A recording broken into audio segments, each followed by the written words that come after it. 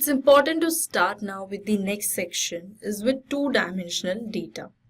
Now imagine you have a data set with two dimensions. Maybe in addition to the daily minutes, you have years of data science experience. Of course, you would want to understand each dimension, say individually or which is like in perfection.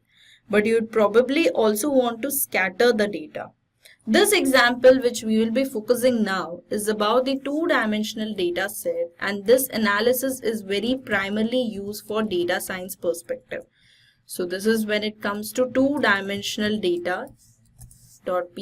First thing, we will import the necessary libraries, that is import math, then comes with import random values. After that comes is to get a particular values from matplotlib library, import pyplot as plt, then taking up the necessary values from the collections, that is from collections, import counter.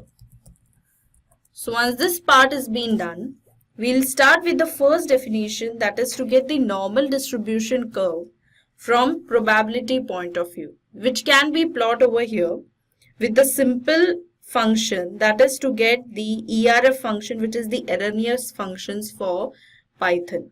So let's start with the first definition which is needed for plotting it over here, because we are plotting with respect to curves, and here we will be getting data set in two dimensions. So it is our duty to get data set in two dimensions plotted properly.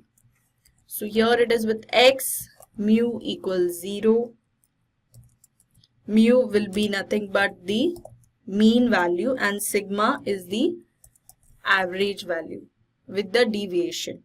So that is with respect to normal distribution curve. We had a look about this in our previous chapters.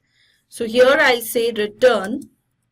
The first thing will be 1 plus math.erf with a value that is represented as x minus mu, and this will be divided by math dot square root of 2, and this will be, this whole complete thing will be divided by 2.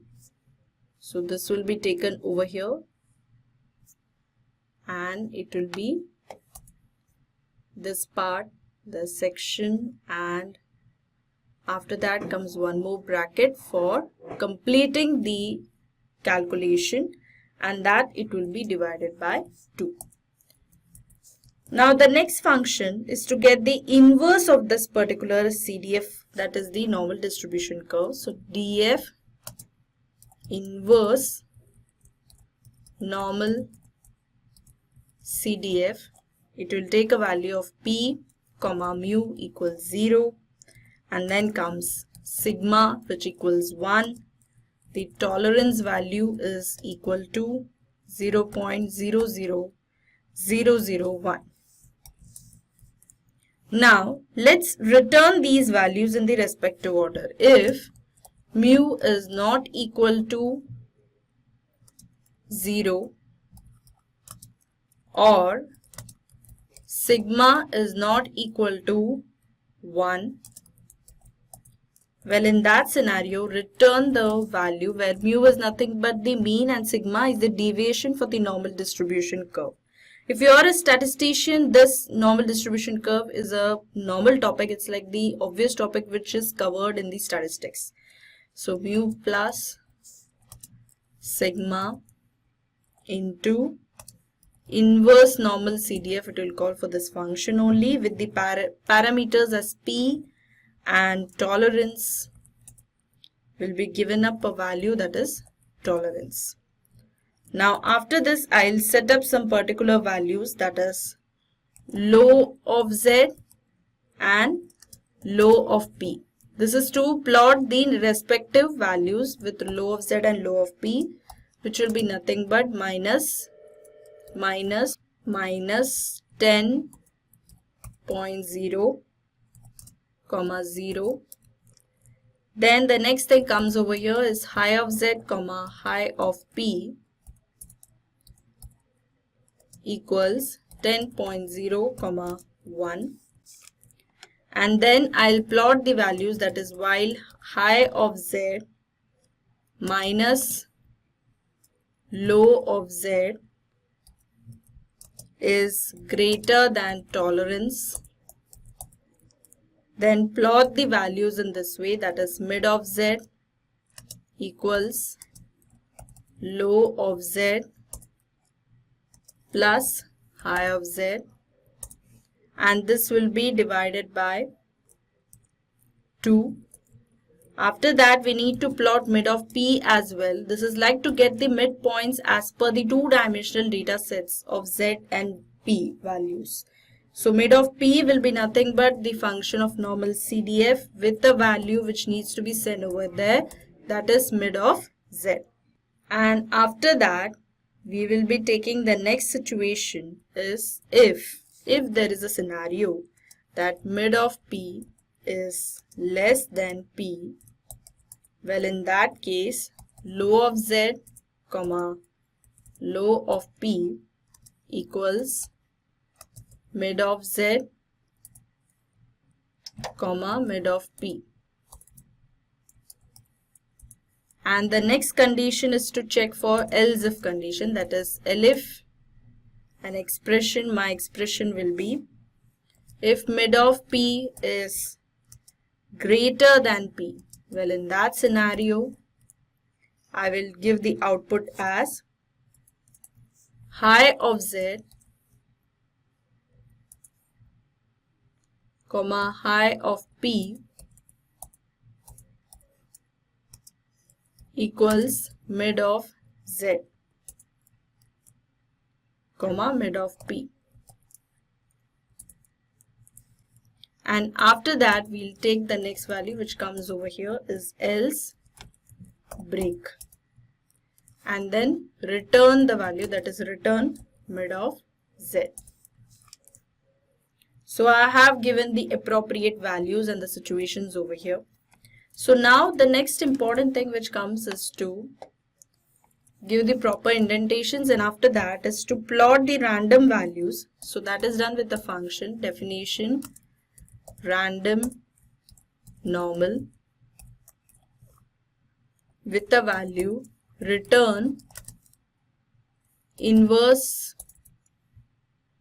It will return my inverse normal CDF with the parameters, that is random dot random. Now after this, let's plot the x and y axis for the two-dimensional data. So it will be axis equals random of normal, and then I'll take the for loop over here where for underscore in range, the range parameter specifies the appropriate range, and again it's 1000. I will take two y-axis because it is the two-dimensional data, and here it will start with the two y-axis over here, that is ys1 equals x plus random of normal divided by 2 for x in axis. Whereas the next y-axis which we will be plotting here will be minus x plus random underscore normal, and this parameter will be taken divided by 2 for x in axis. So that is one is a negative axis, another is a positive axis. So that is the two y-axis which we will be plotting.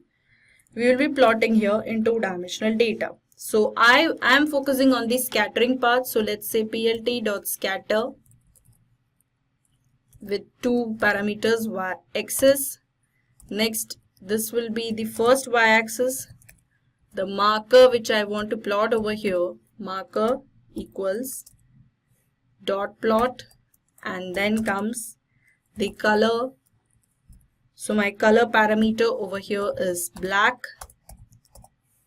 and after that comes the label which equals ys1. that is representing the first y-axis. Then comes the next parameter, that is plot scatter. This will take the same values in this way, but the only difference is that it will be taking y-axis, the second y-axis. So that is y is 2 with the value of marker value is again dot, and the color over here is gray. So the color parameter is gray and the label is ys2. After this comes the next thing is to plot the x label and y label. So it is plt dot x label, which equals xs, and the y label, which equals ys value. After that comes the legend to be plotted, that is plt dot legend, and the value of the legend will be with the location specified as 9, local variable with the variable that is LOC, local variable of LOC specifying the 9 value, and here comes the title, which is